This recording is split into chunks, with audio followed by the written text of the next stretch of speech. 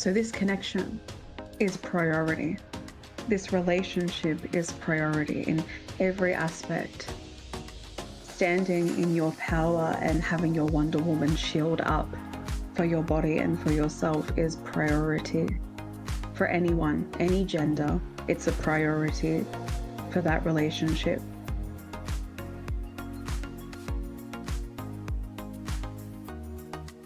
Hello guys, welcome back to the Daily Humans podcast. In fact, Ashley, you're gonna be shocked. I did not open up Ashley and I talk before we hop on to do this episode. Sorry, I need to introduce you. Hello guys, welcome back to the Daily Humans podcast. I'm Nina. I'm Ashley. Oh, welcome back, you guys. I'm so sorry. I completely forgot to introduce you. What is wrong with me? You have nothing to apologize for. Nothing. I actually find it refreshing, personally, when an intro is not constantly the same all the time. I personally think it's, refreshing. So no apology necessary. Okay, we're definitely going to keep that in because that was gold. I was Ashley and I talk all the time. Who is Ashley? For any new who? I am a guest on today's episode. No. Hello. I am the guest. Well, if I'm the guest and you're the guest, then who are the hosts? Where are they? They're meant to be hosting this podcast. That's incredibly unprofessional. You get a 2-star review. Mm-hmm. Naughty, plus a cancellation just to add that into. Throw it into the pack. An extra $9.95. Oh, you're so funny. No, I wanted to start this podcast off before we did our usual intro with let's talk about, I don't know if you can say the word, but I'm going to say, let's talk about sex, baby. Let's talk about you and me.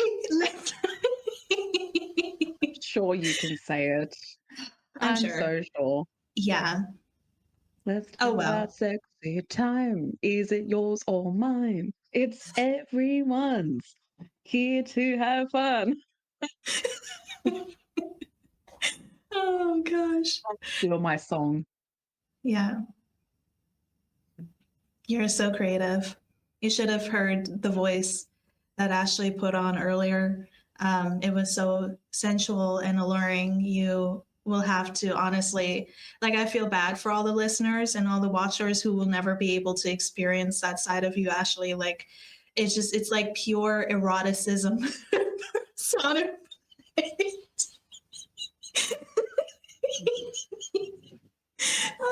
Eroticism. I'm trying. I feel like I have heard that word. I've heard that word before. Maybe not. Eroticism. Erotic. Is it the same meaning as erotic? Yeah. Yes.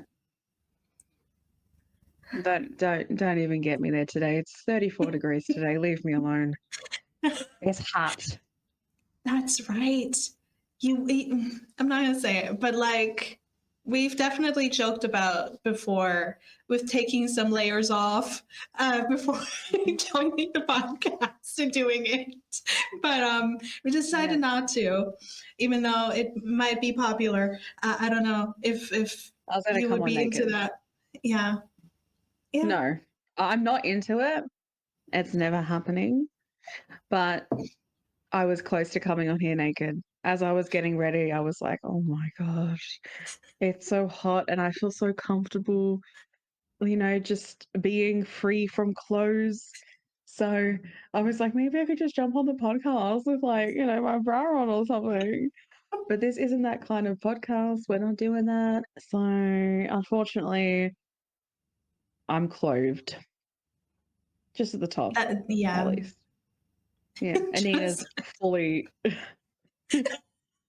Nina's full in jumper, vest, warm, cozy, a cute plait on the side. Thank you. Just cozy. You really do remind me of Christmas. The Hallmark movies. I was in my head. I was thinking there's something that she reminds me of. The Hallmark movies on Netflix. You could be perfect in one of those.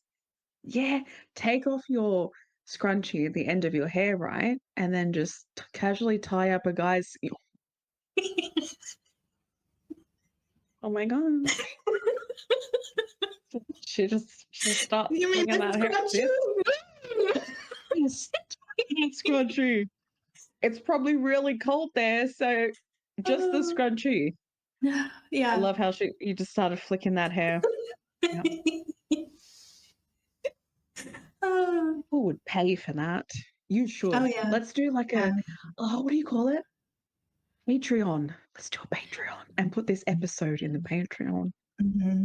If you want to see Nina's twirling, you have to pay. If you want to watch her fling that scrunchie, you have to pay. We'll make it cheap, because we're not a-holes. Maybe Speak for yourself, Ashley. If you want to see me in any way, that ain't cheap, girl.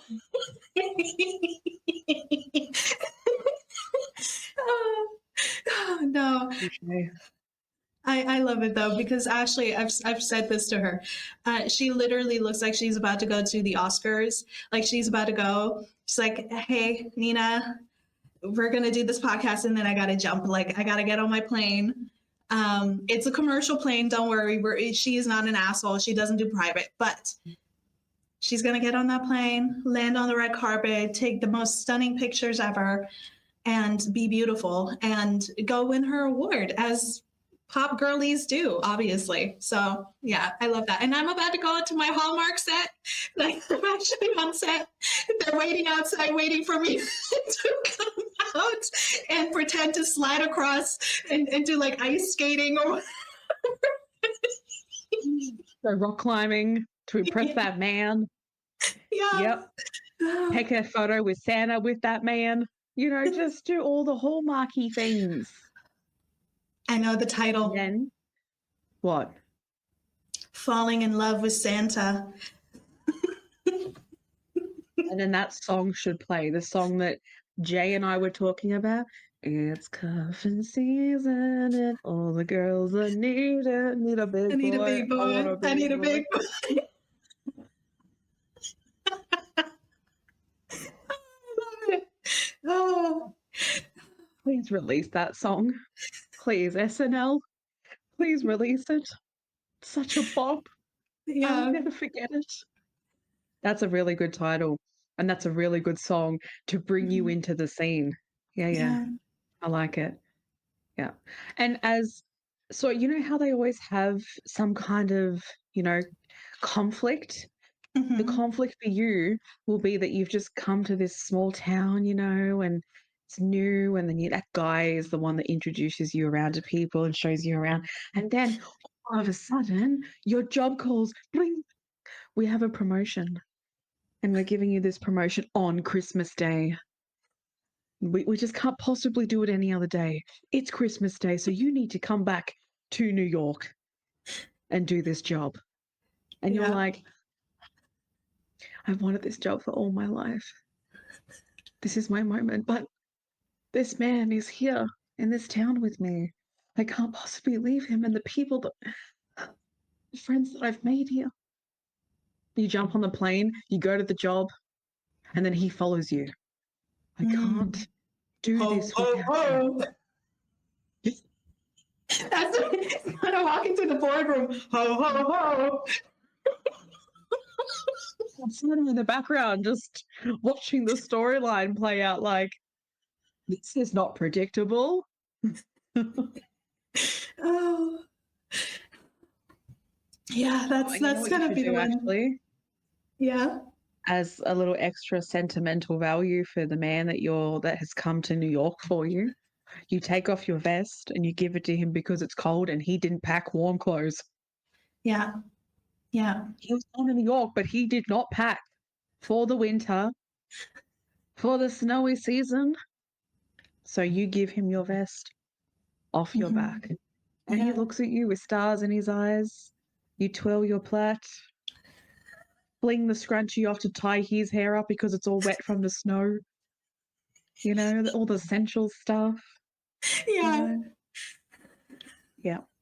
And then you Smells like apple cider in the room. Yeah. The cookies are out. The whole thing. I can't. I'm talking our ideas, okay? We're going to make the next predictable movie. We're doing it. Fine. And then the second one will be when Miss Santa finds out about the affair, and then we fight. We have like a girl fight, but at the end, we come together and we realize that it's not us. It's Santa that was the issue. And then we replace him with like a newer, hotter Santa with not white hair. And then we save Christmas from a cheater. Yes. I could see that script being approved. Yeah. You'll have to change the song though. It's not cuffing season anymore. It's buffing season with your fist.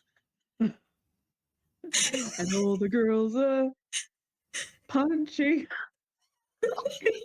The big boy, they're punching the big boy. Pumping that big boy. Yeah, see, change the song. I can't. Oh my gosh. I actually could I would really love for someone to actually book Nina for a Hallmark movie. I really need to see her in one. And how she's dressed right now. How she's dressed so comfortably and beautifully. That outfit needs to be in the movie. And also, don't allow her to change. Okay, I know that she might go to bed and play out all that, but she doesn't change her outfit. Yeah, don't change the outfit. Put the same one on. And the makeup stays on as well. Yeah, when you wake up, the makeup is the same. You have to be able to wake up like an angel. Yeah. It's just like...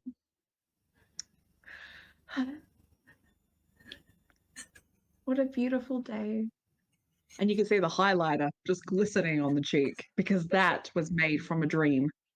An angel came into my dream and just like flickered the glitter onto my cheek. Yeah. That's beautiful. Yeah, just add that into the movie. That way it would be a lot more explainable as to why you're waking up. So much refreshment. Do you have sleep apnea? No, you don't, because you've just woken up so refreshed. No one would know. Yeah. No one. Yeah. What are you talking about? This red lip, I was born with it. Like, that's what Maybelline is talking about. They made their whole company after me. So, you know. She is born with it. Not maybe. She is. They got it wrong. Let's sue. Yeah. Hard. So let's find out their net worth and sue.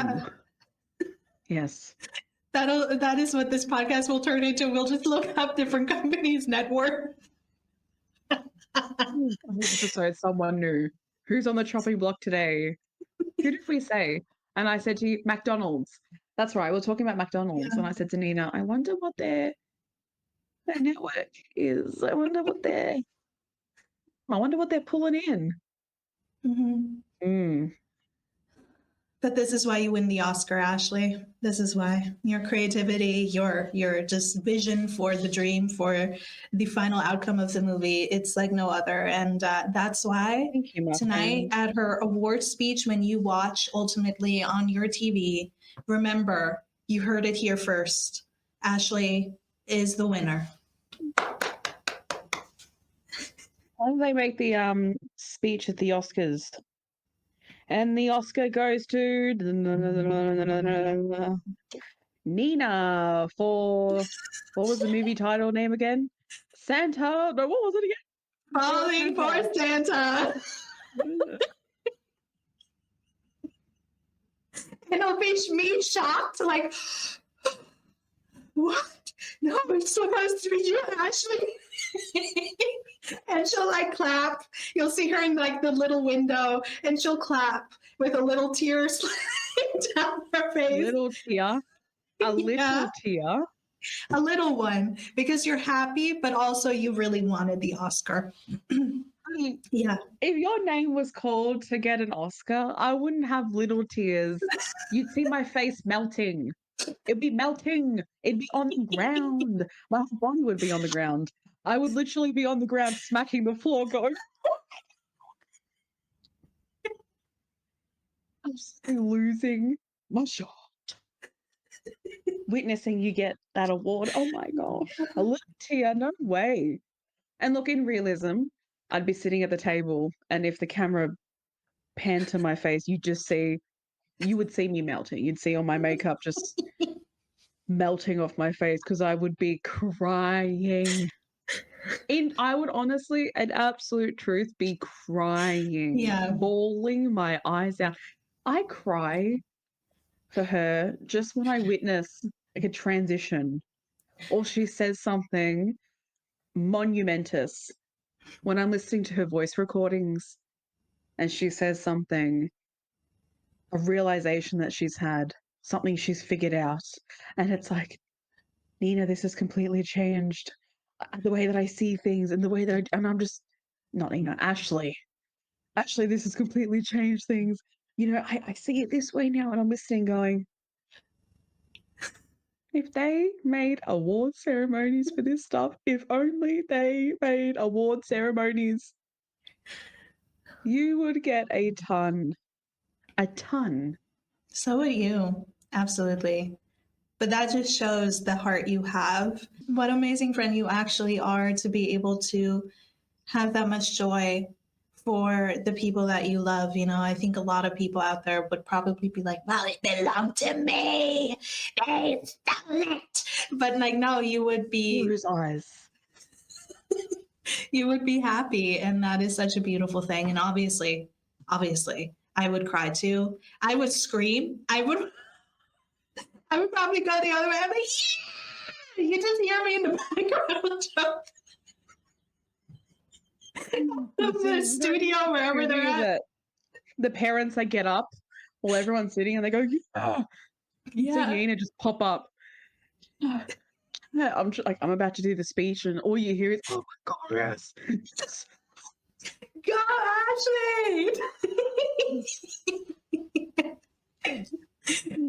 I would literally, I'd want you on stage with me. Yeah, same. I'll pull you up, so be prepared. And vice versa. I'll be prepared too when you pull me up. You're sitting at my table, and I'm sitting at your table, and that is that. Okay, we got that sorted. We have, just to sort another thing out too. I did Google McDonald's. I don't say McDonald's. I say Macca's. Macca's, and their market cap was around 227 billion. Actually, sorry, as of November 21st. Well, that's 2024 though. 200. Wait, that doesn't make sense. October. Oh, they must have lost revenue. Yeah. Because it says here, as of November 21st, 2024, they were making $208.34 billion. And then October 20. Oh, no, wait a second. It's my fault. I'm mucking it up. They made a lot. They made a lot. Okay. By November last year, they were making, $208.34 billion in USD, by the way. That is insane. Yeah.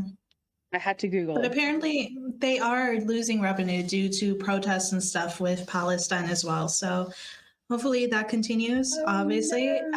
Cleo. What will they do? Oh, will they live? Oh, will they survive? Yeah. We'll have to pray and send our thoughts and prayers to McDonald's while they're dealing with such a difficult time, you know. We'll say Pluto moving into Aquarius, or if it's Pluto coming out of Aquarius, it's one or the other. Mm-hmm. It's a revolutional time. Yeah. We thank that for taking away McDonald's money. Sorry, giving McDonald's more money. Yeah. Yeah. Little Freudian slip. I never know how to say this man's name. Freud. Anyway, Freud. I digress. Actually, either. Freud. Yeah.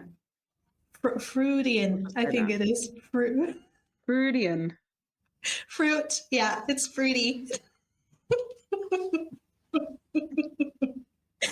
Right, Freddie. Absolutely hit the, what is it? Hit on the wall. Yes. I don't think that was the same, but anyway. It is what it is, as I say. Not my circus, not my monkeys. Exactly. Well, just to get you guys situated to the opening of what I said earlier with talking about sex and all of that, we really wanted to actually sit down and talk about a timely discussion about woman's sexuality. Got a little shimmy. No, it's meant to be you. You're meant to shimmy down the street. Remember? It's you. You're meant to be doing it. I think I reenacted Nina walking down the street just, hi. Hi. And then imagine her, she had a coffee in her hand.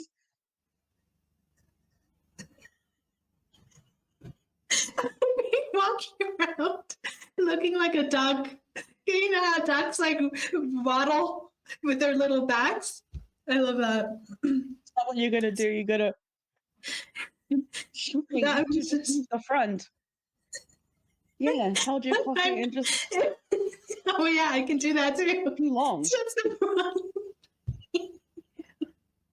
Oh, gosh. This is a fun episode. Oh, man. No, but we wanted to talk about female sexuality because I think a lot of us are finding our groundedness with it, trying to discover what it means for us, what it means to be in one with your body and feel comfortable in your body while also becoming comfortable with sexuality in what I would argue to be a very over-sexualized culture or society at times, and just everything that comes with that, including obviously how women are currently, having their rights stripped, their bodily autonomy stripped. So yes, sit down, chat with us. Let's have fun. Obviously, we're giggling and laughing and talking about Sexy Santa. So it's going to be an interesting podcast, I think. Need a big boy, need a big boy, give me a big boy, yeah. I really need to release that song. I can't say it enough. It's a big opportunity, and they're missing out on that big opportunity by not releasing such a bop. Yeah. Anyway, continue, Miss Advocate. Well, I don't even know where to begin, honestly. I guess I would want to ask you a question, and maybe to all of you watching as well, to something that you can reflect upon.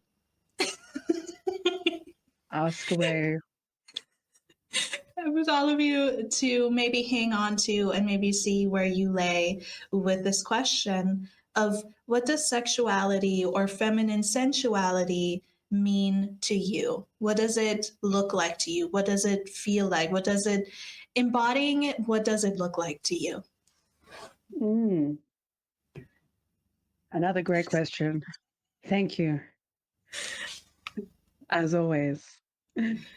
You said that it's about deconstructing and figuring it out, and I said dissecting, because that is where I am still. I am figuring out my own version for all of this. Yeah. All of it. I want it to be my own. I'm done putting it in the hands of other people. If it resonates and I feel like this is a part of me, then yeah, sharing is caring. But for me personally, figuring out sensuality has been about deconstructing, obviously. I can't give you full answers because I still don't fully know yet, other than I don't know.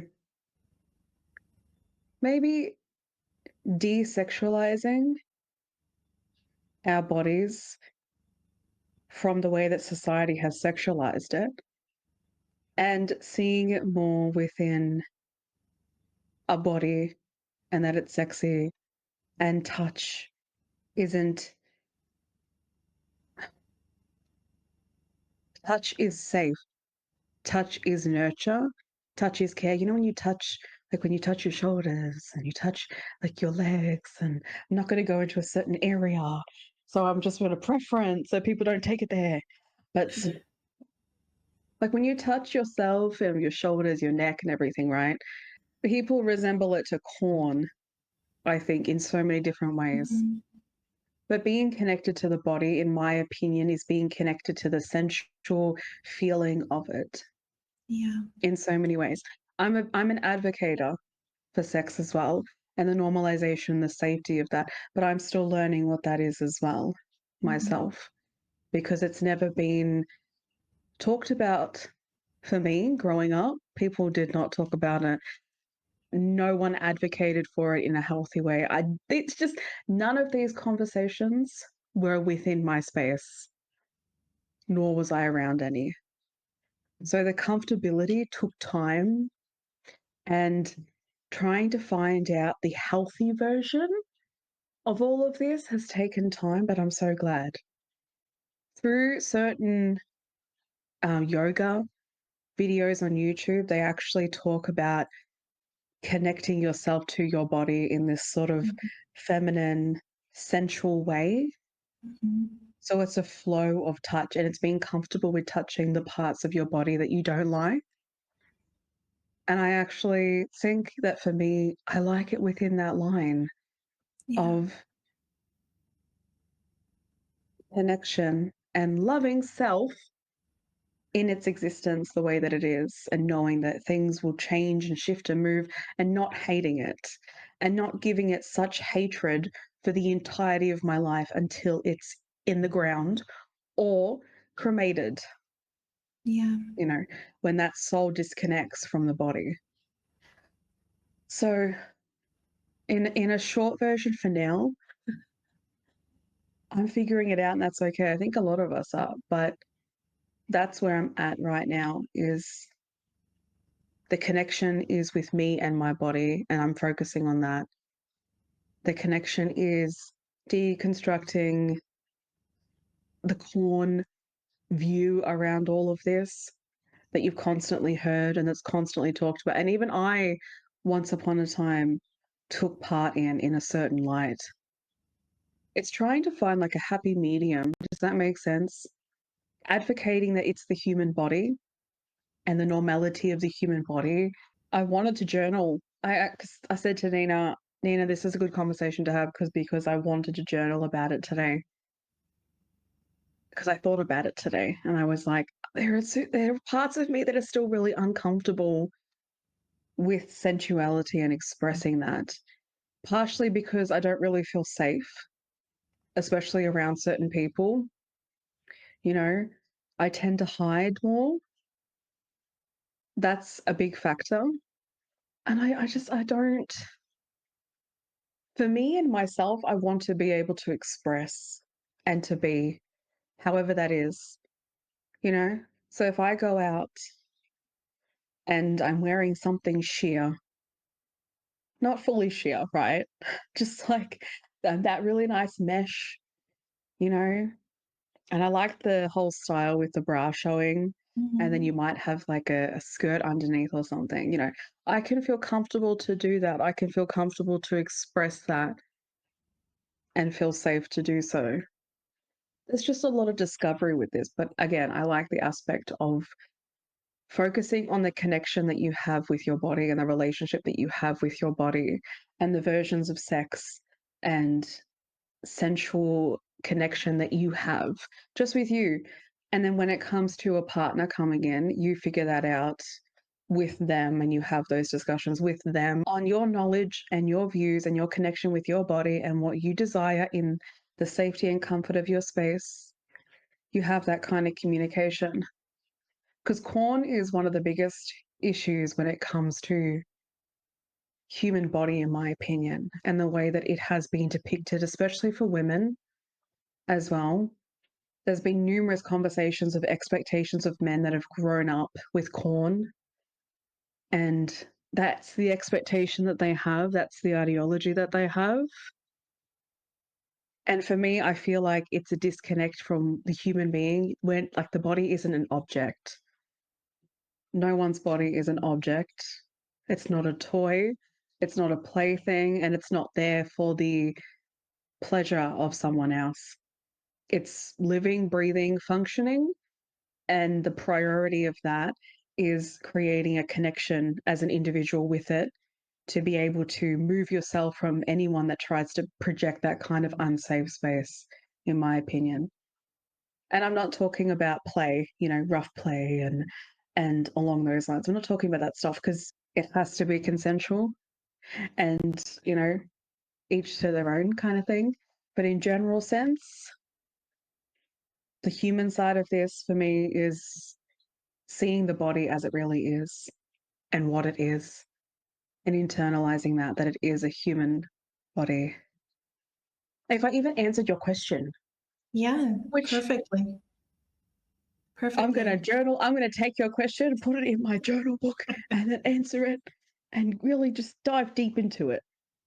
I love that. I love that you're so open with sharing that on the podcast as well, with that you're going through it, you're discovering it, you're finding out what Yeah. it means to you. Because, like you said, there are many people who are discovering it for themselves for the first time or are still on that journey.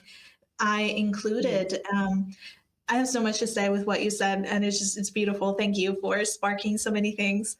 But I agree. I think in answer to the question I posed, for me, I think it's coming home to your body.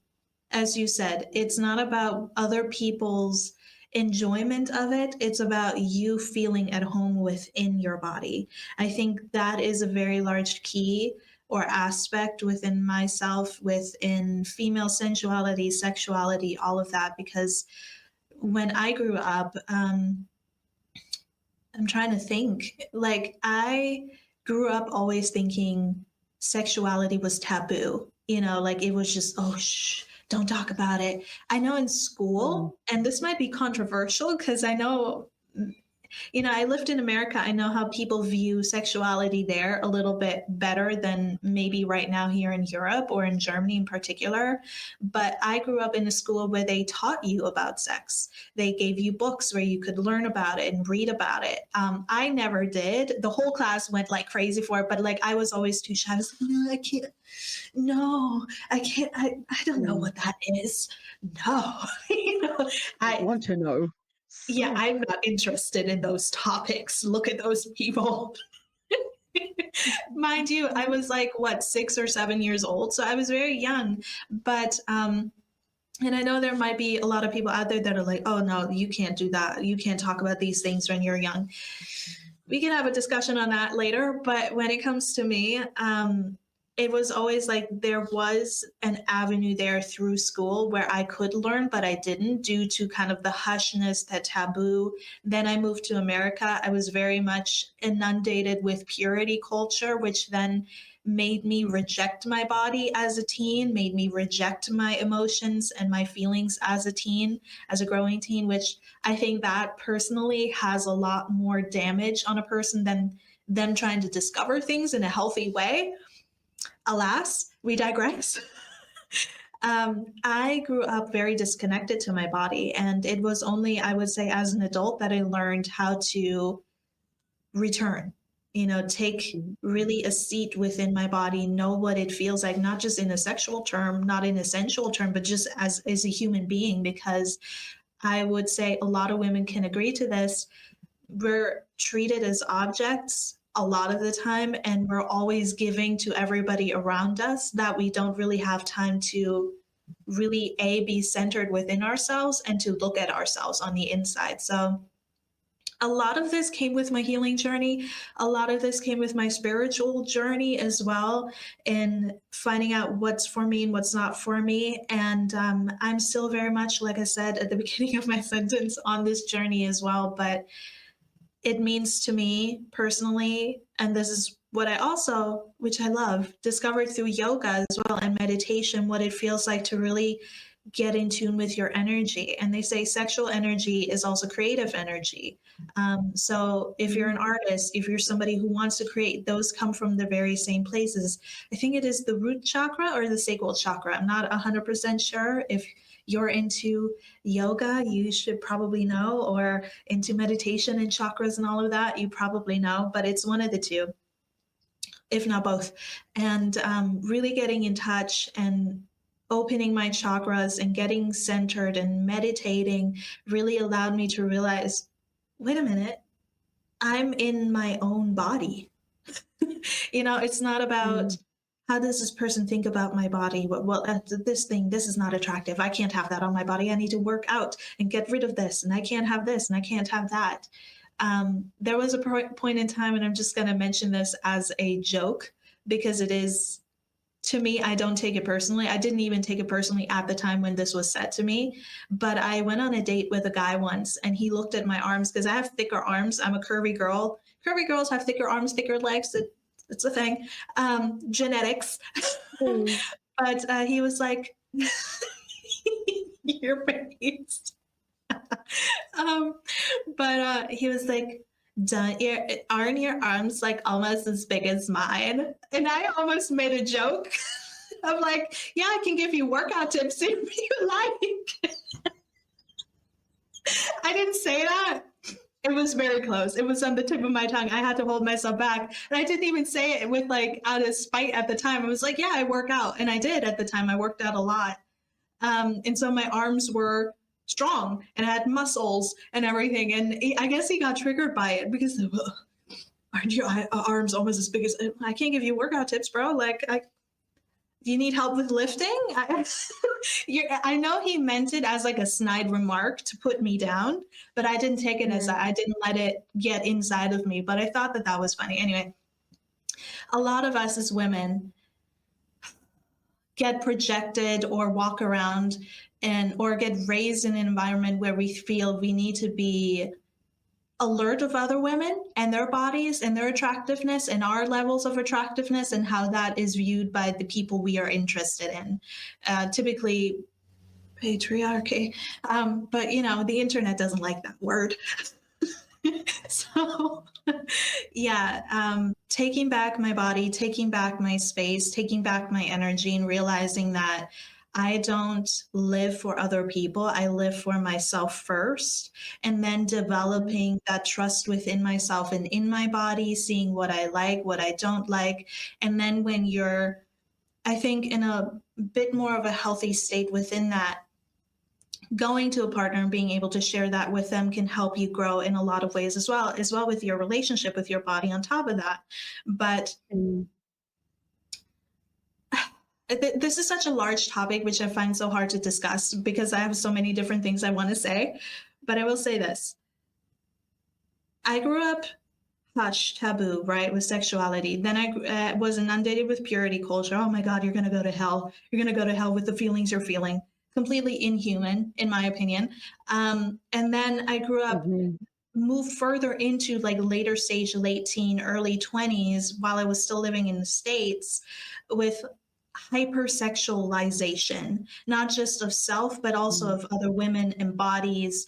I'm not going to call out any artists or, like mainstream media, anybody in particular, but it was just heavily focused, of like, you need to have this, you need to look like this, you need to be this. And if you're not this, then nobody's going to love you and you're just not sexy. And if you have that, and it's just like, particular body types get portrayed in the media, they get hypersexualized. And if you are within that category of having a certain body type, that gets hypersexualized. You don't get seen as a human being. I mean, when do we ever really get seen as a human being as a woman? That's more so the question. But alas, I digress. Like, I grew up with such a warped perception of what sexuality is and should be because I always gave the definition to somebody else and ruled that over myself and judged myself by these standards somebody else set. And there's a lot of discussion when it comes to being celibate or choosing to, go out. I know right now the culture is shifting. Obviously, there's a lot of horrific things happening in the world with bodily autonomy, women's rights, human rights in general, but right now I'm focused on women's rights. And so I think a lot of women are pulling back from that and being like, nope, I'm not sharing my body with anybody unless they deserve it, which is rightfully your choice to do so. But there are a lot of people who, I don't even know if I want to venture into this, but it's just, I'm going to touch on it and I'm going to let it be. The fact that you, as any other human being on this earth, right, if you're not a woman, or just you yourself are one person. And if you think you have the right over somebody else's body and then gloat about it on the internet and say, well, if they're celibate and if they don't give it to us, we're just going to take it. That's a you issue. That's like, I feel like you're venturing so far off course there of what's like, I'm not even going to get into it, but like that aside, you have the right to decide what happens to your body, who has access to your body. How you feel about your body is also very much determined by your relationship with it. And so my advice from experience is just don't let anybody outside of you define what your body means or what your sexuality means to you. That is purely your relationship with your body and yourself and where you want to go with it. And there is no shame in that. And anybody who has inflicted those types of thoughts or ideologies onto you to make you believe that having feelings or wanting certain things, being interested sexually in stuff is, you know, evil. It's not. And yeah, it's a question every one of us has to answer for themselves. But alas, for me, it means coming back home to yourself and realizing that I'm the only master to my body, and what I allow goes. Yeah. Something that I also wanted to just elaborate on real quick as a side note, I think there could be a lot of people out there who have grown up with a healthy form of sexuality, in which case I think that that's beautiful.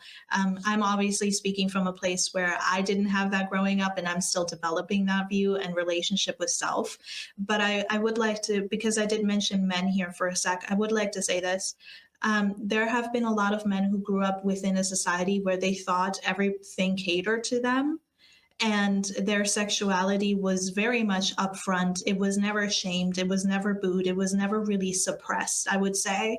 And so it isn't surprising to me that with everything going on right now, with women pulling back, or a lot of women pulling back and being like, yeah, no, I'm not choosing to interact this way with you, or wanting bodily autonomy, I think a lot of men are triggered by that because they're learning in real time what it's like to be said no and to be denied and to be like, you don't come first here. So that is something that I did want to add real quick. And I think is also fueling a lot of this discussion when it comes to feminine sexuality, because how dare you live for yourself and not me? Obviously, there are healthy men, but I'm speaking for the ones who are not regulated. Regulate.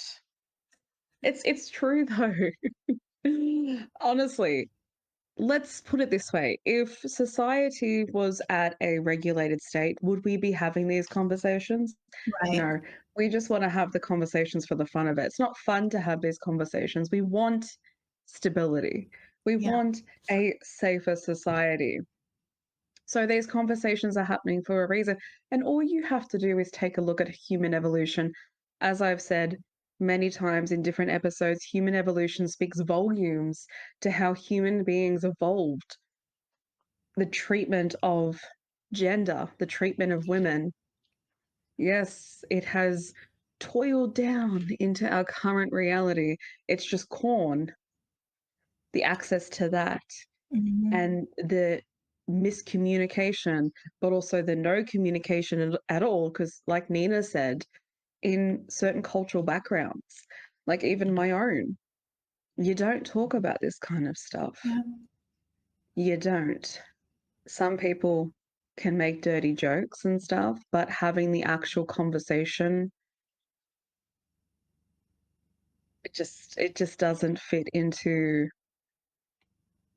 the human side of all of this. That's what it's about. It's if you have sex, well, you communicate it. It's the same thing as if you have friendships, a connection with any human being. There has to be a conversation because you're two individuals coming together, and engaging in something like sex needs communication.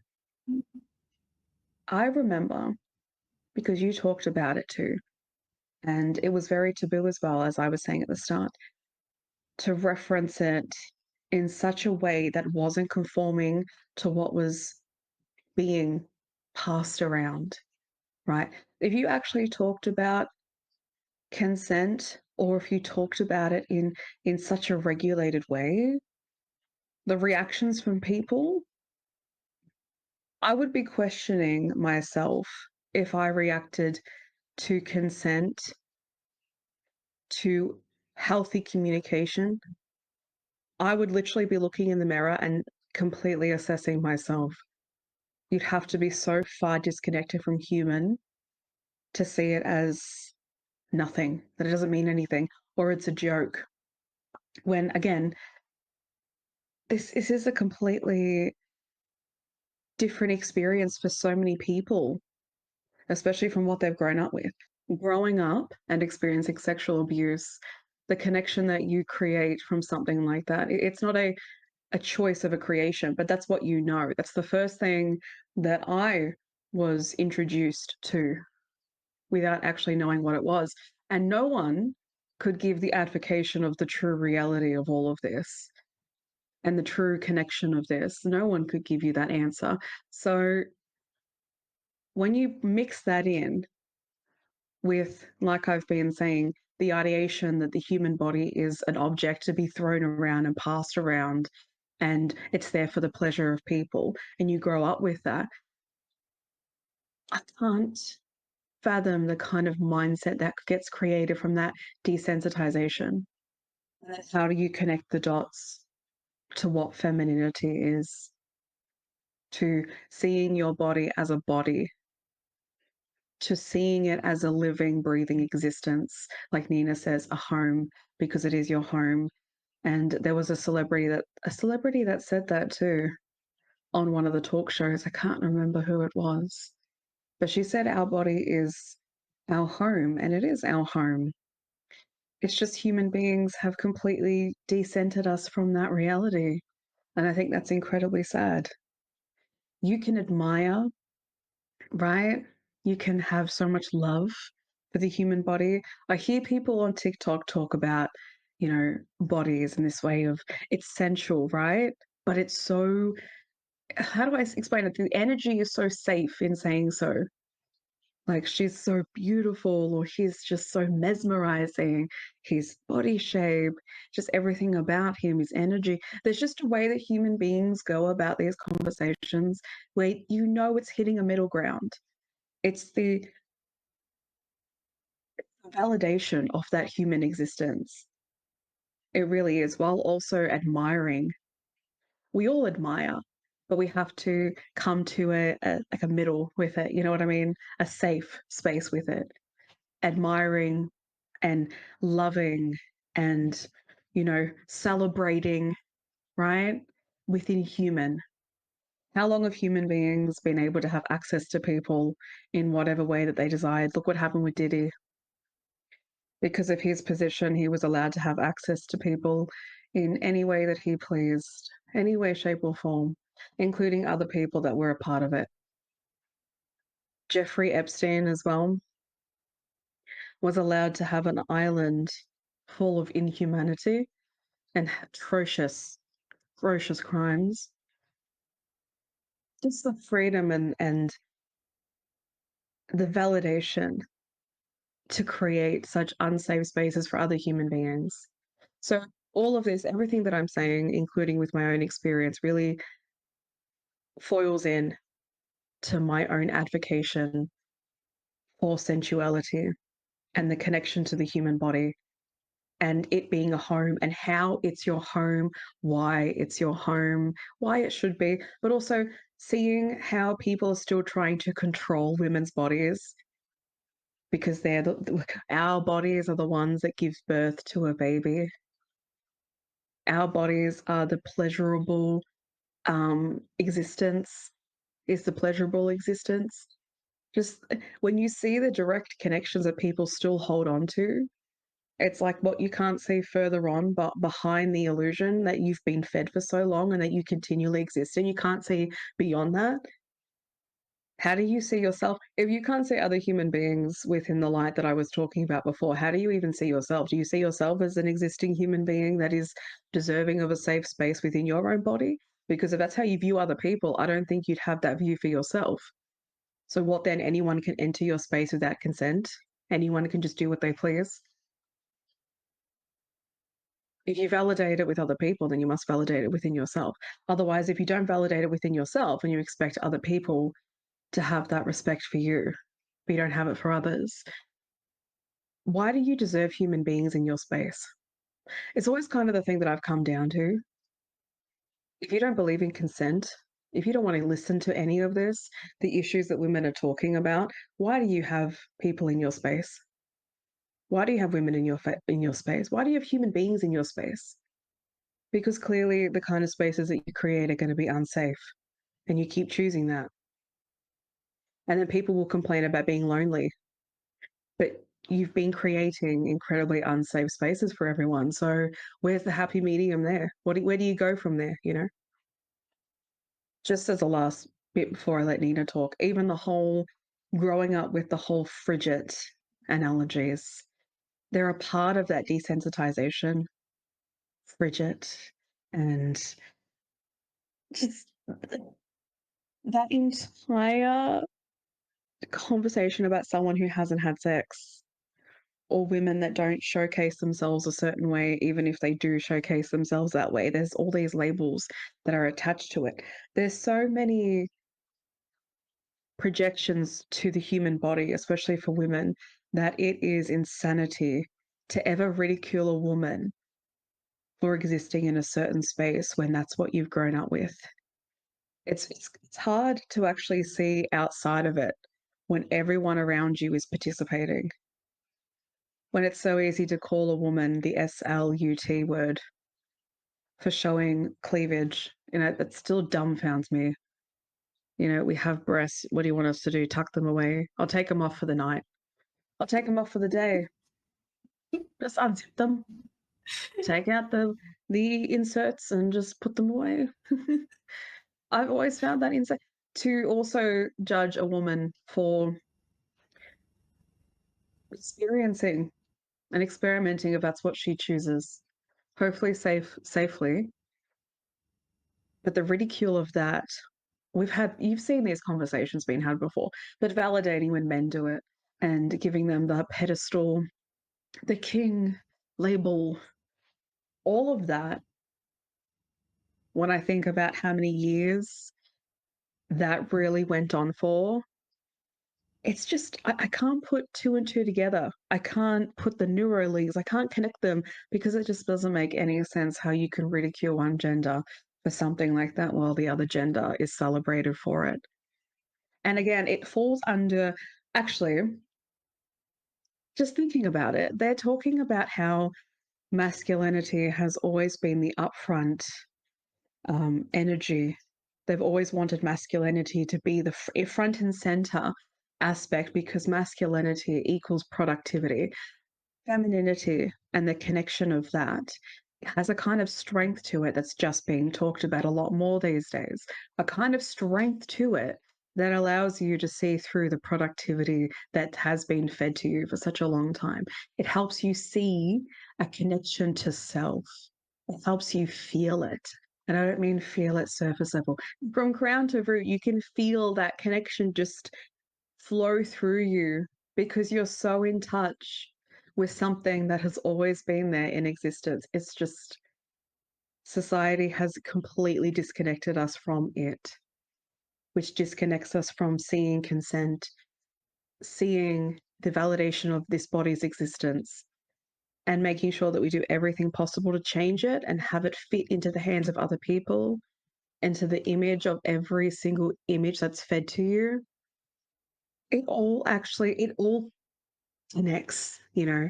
This isn't just about sex and sensuality and, you know, femininity and masculine. It's everything that has been created to keep you disconnected from self, which makes it hard when other people are a part of your life, when you have relationships, when you have sex, when you choose not to.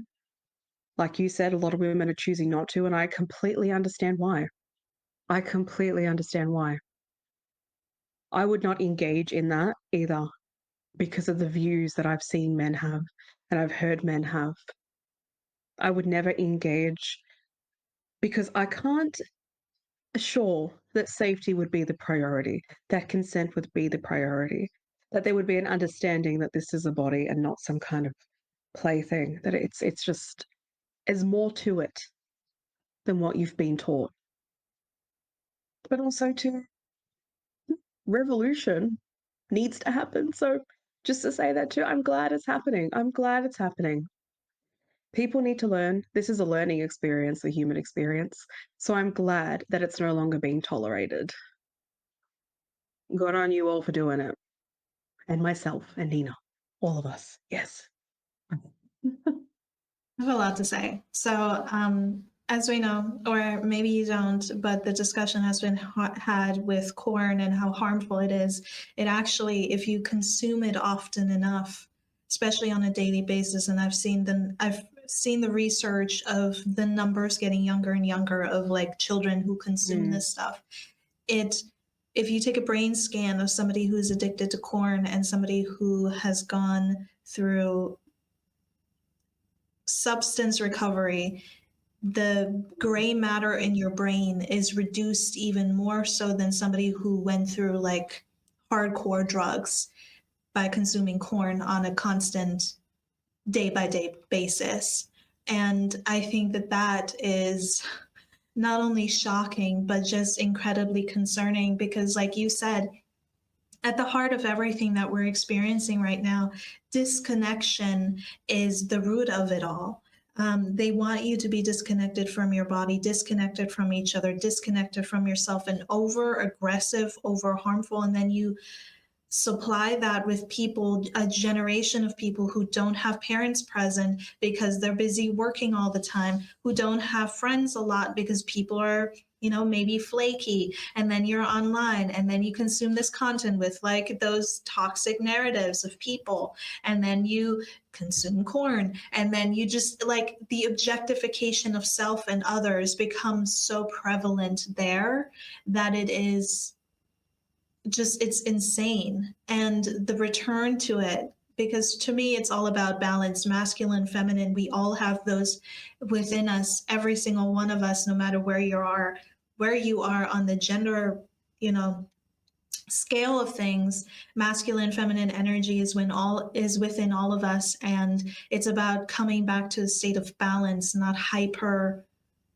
one or the other. There has to be a balance to things, because if you try to trump another human being by your ideologies, you're missing the point. You can live your life a certain way if that's what you decide to do, but you can't force somebody else to follow that. If you judge somebody for not being like what you think a person should be, or what you think a woman should be, all of these things are ridiculous. And then you have women within the women's sphere.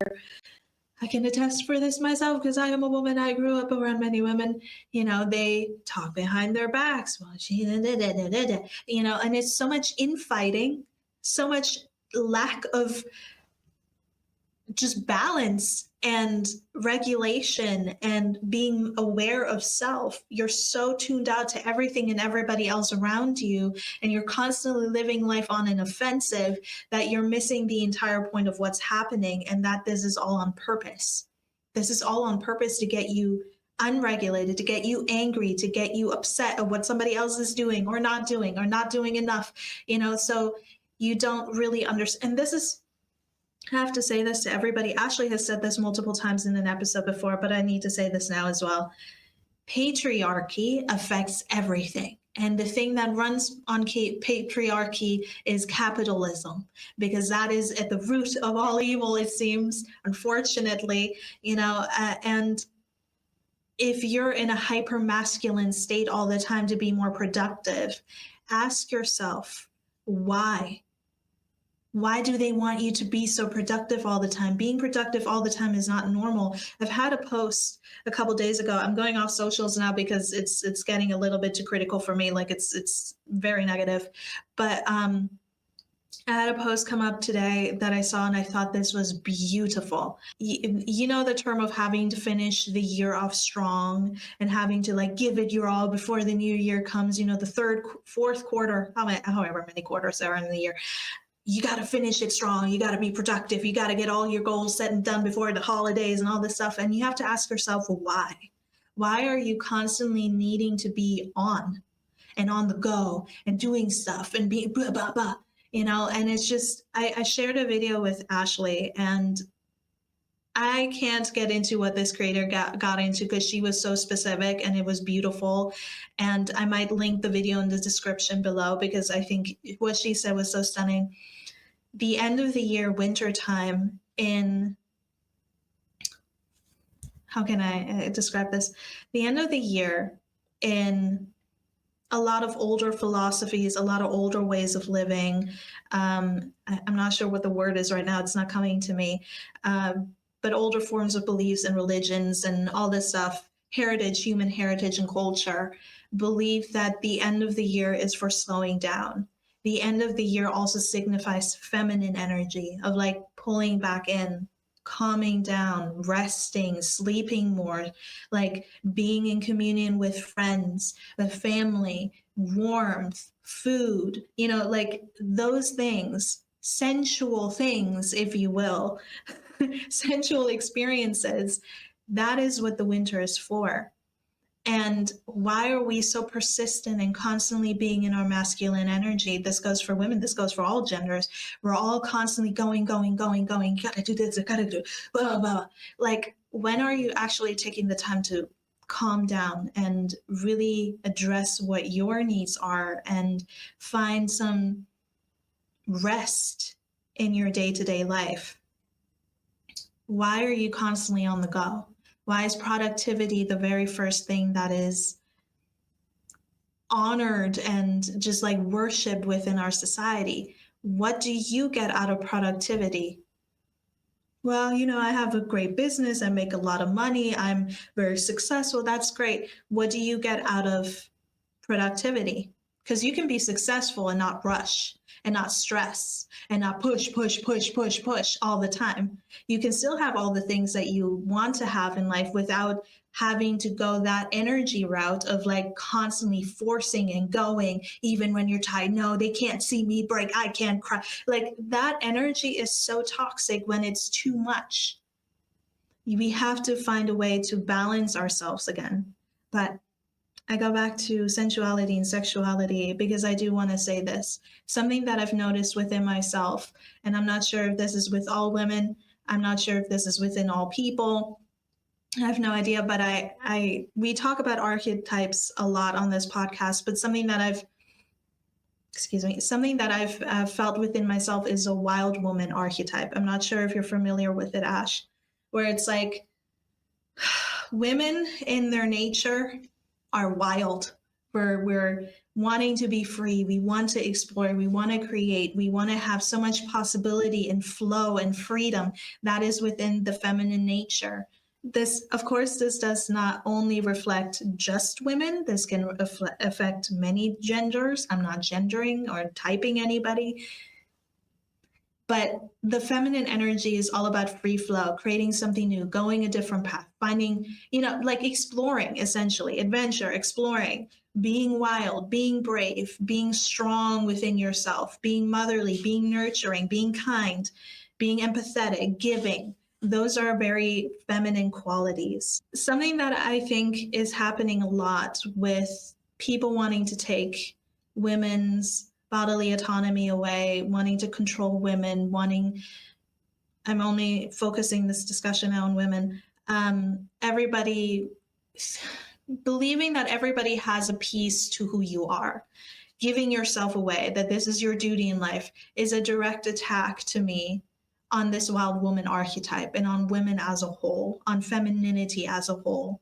Because while women, or the feminine archetype rather, loves to give, loves to nurture, loves to love and be there for others, that shouldn't be taken from greed or out of greed, or because you think you have the right to do that, the right to that love or that access to somebody. And within me and my growth and my journey right now in my life and my sensuality, sexuality, it's all about embracing the wild woman, letting go, being free, exploring, and when it comes to partners, my goodness, I'll just say this. There are people who, I've said this in previous episodes, who will take what you give them for their own benefit for as long as they can. And they love that because they don't have to take any accountability whatsoever. However, a healthy partner will always make sure that you have your space, your bodily autonomy, your right to say no, your right to walk away. A healthy partner facilitates healthy spaces with you and creates them with you. They do not demand things from you. They do not make you feel unsafe. That is not a healthy partner. That's an unregulated person. And yes, not everybody's regulated all the time, and there's no such thing as perfect. It's not on perfection. But when you are with somebody, the way that you know that you're safe is that you feel it completely and utterly in your body, in your spirit, in your soul. There is no dismissal of that. But I want you all to keep in mind, and this goes to anybody, people can change. You can have a safe partner and then they turn out not to be several years later. And that can come with anybody in any relationship at any point in time, which can feel very daunting and very scary. But that's why I say it's not about other people, it's about pulling your energy back to yourself and really getting in touch with your body, with what you feel safe with, because I promise you, your body will let you know, your spirit will let you know, your intuition will let you know when you're not around a person that is good for you. It will express itself. Trust me. Trust me on that. So, yeah. Yeah, it definitely is an interesting experience to go through when your body rejects someone. It's very interesting when you're aware of what's happening. I am reading a book that I've talked about on here before called The Body Keeps the Score.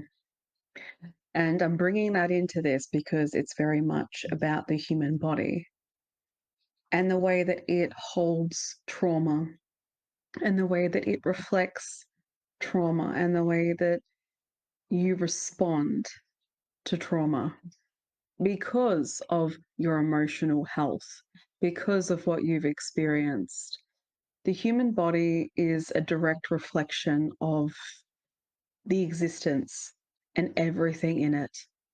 Truly, there is so much more to health than meets the eye. There's so much more to these conversations that meets the eye. And the reason why they're so important is because of how much is internalized by the human body and just how important it is to recognize its response, which can be a health issue or multiple health issues, mess with your mental health. It's like, for me, it's the temple. That's why they say the body is the temple.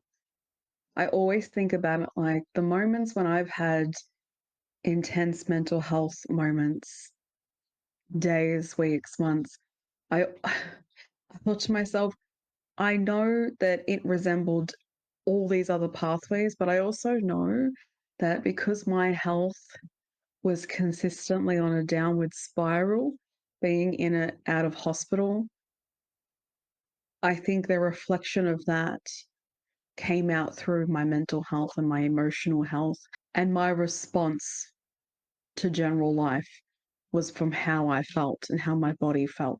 My body felt more than anything.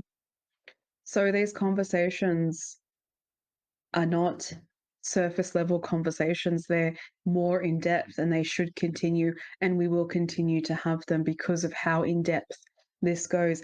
Saying to you all that it's important to have a partner that is aware of the human body. I'm not saying aware like a degree, okay? I'm saying human. What did you say before, Nina? And I was going to say it's human. That's right. You said it's not perfect. It's not a perfect society. It's not about perfection. It's not. It's about human. And what is human? What is human? If people are literally telling other people that consent is key, that's because it's human. Consent is human. Throwing yourself on someone without their consent is not human, because you're completely going against the human cycle. You're going against the human experience of that person, and you're creating something for them that they will experience next, that they will have to live with and move through and work through and heal and all the other words to that. This goes so in depth that it's insane to come to this point. I think for myself personally, I'll speak, but I know for you too, my friend, because I've heard you say it as well. I think it's revolutionary to get to this point of seeing things more in depth than what's always been at the front of our face, just replaying over and over and over again that this is what you are, this is what you are, this is what you are. Believe it, believe it, believe it. You know, you need the appraisal from men. You need to be told that you're this from men. You need this. You need that. Don't show this. Don't show that around certain family members. Don't do this. Don't do that. Questioning all of it, I think, is revolutionary. It shouldn't be, but it is because of what we've grown up with. Seeing the body more than what people have always depicted it as is revolutionary. It shouldn't be, but it is. But in my opinion, also, I just think it's human. I think it's human to understand that this world and the universe goes far more in advance than what we can have in this episode, what we can talk about in this episode. That's why, again, I can't say it enough. It's so important to have these conversations and to advocate for the human body like this, for all of you as well, because in my opinion, I understand why people are afraid to be by themselves and to be alone. I understand from my own point of view. Reliance on the space of others makes it hard for you to be with self, right? Because you don't know how to do that. I understand. However, that also takes away you seeing yourself as a home and as a space and as a person and as an existence, and your own human experience is relied on how other people create that for you. And the worth and the value is created by theirs only. So you think every woman that has confidence is egotistical and arrogant. So you think that women that stand up for themselves like this and say, I am not having sex, I am not giving my body to anybody who doesn't see it like this. You think that's egotistical, because I think there is also a part of people that connects this to loneliness and thinks that thinking this way and going down this pathway equals to lonely, just with self. That no one's going to want to advocate for this because of what they've always known it to be, what they've always been around. Family, friends, partners, always conversating in the same way about the human body, always talking about sex in the same way, a woman's body in the same way. It can be a lonely journey when you're breaking generational stuff. We all know this. We all know this down to the core. It also can be that to be different to what's always been, to do it differently, to stand up and say, my body, my choice, but also my body, my space, my home. These are my worth. No, This is my worth, this is my value. And if it's not met, if you're going to come into my space and you're going to try to dehumanize that, derail that, you don't get a space. You don't get a say. You're not heard because I'm looking for human. And if you can't be that, why would I give you my space and my time? I'm about human. I'm about practicing that and continuing that for everyone around me and discovering that. I'm open to the continuous discovery of that. So I also expect that when people come into my space, if someone came in objectifying my body in a certain way that I felt unsafe with, you don't get a space. You don't get a say. You don't get a clap. And I'm not going to smile at your compliment. Your compliment, because that's the thing, compliment has also been marked as unsafe. And that's valid. A compliment is something that, you should be grateful for, even if it completely just shakes you to your core. Hearing someone speak about you in this certain way, it's a compliment. You should take that as a validation of your existence. You don't get that space. That's why I said I'm glad that people are revolutionizing this entire conversation, as well as more that are connected to this, because it needs to happen. Humans need to connect back to human. Sorry, humans need to connect to human. I'm not going to say back to human because we had to learn from the past.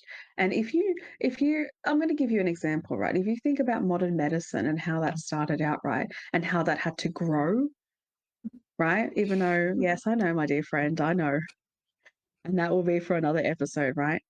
But as an example, it had to grow and evolve to a point where people could survive typhus, I think it was. You could survive that kind of stuff. You could survive pneumonia. We got to a point where there are, like, how do I say it? Just that you could survive pneumonia. We got to those points. We had to evolve. And that's my point with the general image of what is human. We had to evolve, and we are evolving through that. And more people are awakening to what that is for themselves. More and more people are getting there and they're talking about it. And then the people that haven't awakened to that reality yet and still want to keep themselves in the space of the old because they feel like they benefit the most from it, and it's a comfortability, and they get to invade wherever they please, and they get to have access to whatever they like. They're feeling angered by that. They're feeling upheavaled by that. How dare people have boundaries?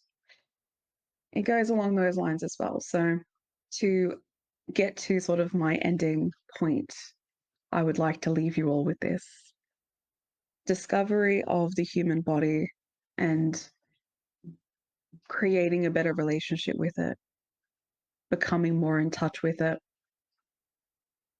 When you're in that space, it truly is a kind of peace that can only be described as a place that you could go to, that you, like, when you meditate, as an example. If you do meditate, when some people meditate, they picture a place that they find peace in, a valley or a meadow or a forest or the beach, just as some examples, right?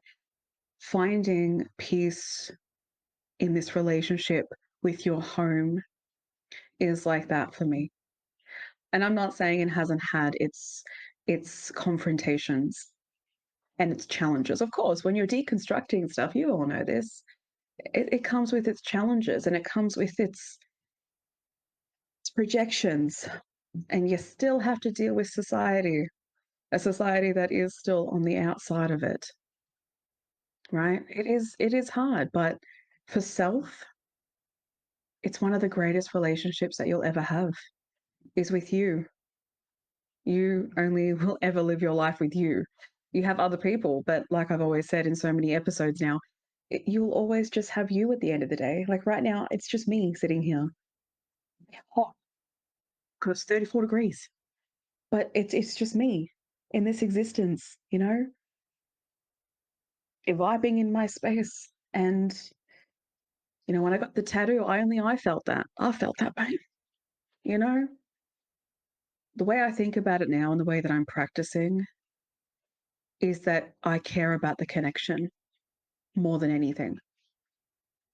I don't care who comes into this space and throws all these labels and these words. They mean nothing to the building of peace and the building of resolution and the building of connection and love. The very things that so many of you desire, those labels, they're not going to get you there. You're not going to feel it out of something like that. You're not going to feel the peace and the resolution from the upheaval and the consistent push for that. So this connection is priority.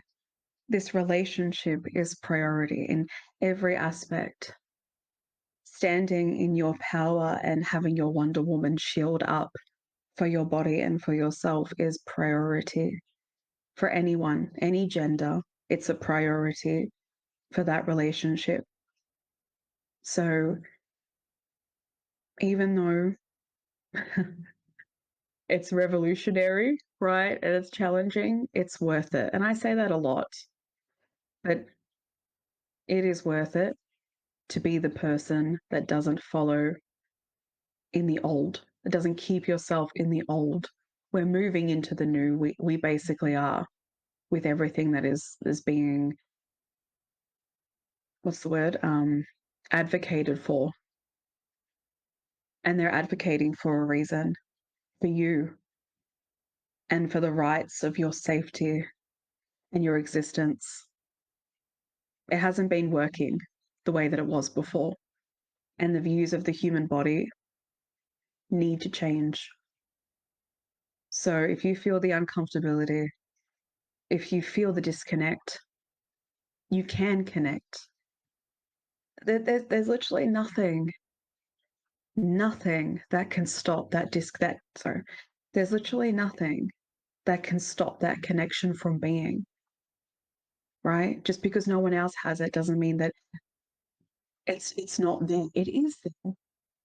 It is there, and it is possible for you, all for you. Thank you. You stated that so beautifully. Truly, you did. Amazing. And I'll say it like this: every single cell in your body responds to you, the way you speak about yourself, the way you speak over it. Your body, and Ashley has taught me a large part of this as well, is not just a body, it's a living, breathing organism that is helping you. See it as a friend. And when it comes to healthy sexuality, sensuality, whether that be female or other genders, it truly is about honoring and celebrating your identity, your desires, your physical being in a way that feels authentic and empowering to you. And in that journey, obviously, if we continue going with the analogy that we've had of your body being a home, and it really is, it's the only place you'll really ever be inside of. A lot of that connection comes through many other ways than just sexual. I think actually it comes through many other ways first before it gets to that point. Which is funny when you think about the chakra system and yoga and all of that. I think it has to pass through many different layers of your self-identity and stages of yourself before it can get to the sexuality and the sensuality, because sensuality and sexuality is about being vulnerable. And in order to be vulnerable, you have to be open and aware of all these other layers that are covering up or hindering that vulnerability and what's not making you feel safe, right? So in that, if you're listening to this and you're like, well, how can I go about this? How can I get more in touch with myself? A big lesson for me personally has just been feeling your feelings, listening to your emotions, and really sitting with them, even when they sometimes feel like too much. And you feel like they're too, like, it's just, I can't live through it. I feel like I can't breathe. Oh my God, it's back. I thought it was gone. It's here again. Like, when those emotions hit, feel them and allow them to stay, pass, come back, whatever they do, but embody them, feel them. Don't vent and make other people the object of the discontent within yourself. Be mindful and aware of that, but allow yourself to feel. Find self acceptance within yourself. Try to find ways to be more loving to yourself, your psyche, your mind, and your body, because your brain does play a large part within your sexual expression. If you're not connected there, if your brain does not feel safe, your body won't feel either, girl. So keep that in mind. And dismantle shame. Dismantle shame. The shame that you may have been brought up in disconnecting your body, or has been in the very front of the whole movement of you even being disconnected to it. Your body is not a tool. Your body is a living, breathing organism. It is a part of you. It is a friend, as I've stated. And letting go of what other people, society, cultural, personal stigmas may be surrounding your expression of it, your interests, etc. If it is respectful of other people and consenting, if you do involve other people, then know that that's fine. Know that that's healthy. There's no shame around that. Explore your sexuality. And obviously, as Ashley has also very much stated, I feel like we've gone through all the points again, but I'm just recapping. Have mutual respect, have self-respect, and have boundaries. Not anybody can just come into your space, and vice versa.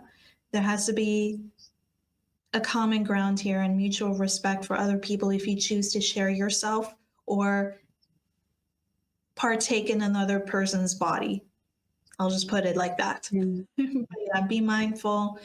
And when it comes to connecting to femininity, it's a hard thing to do, especially in the society in which we live in today. But I think, as Ashley has stated, the awareness is key.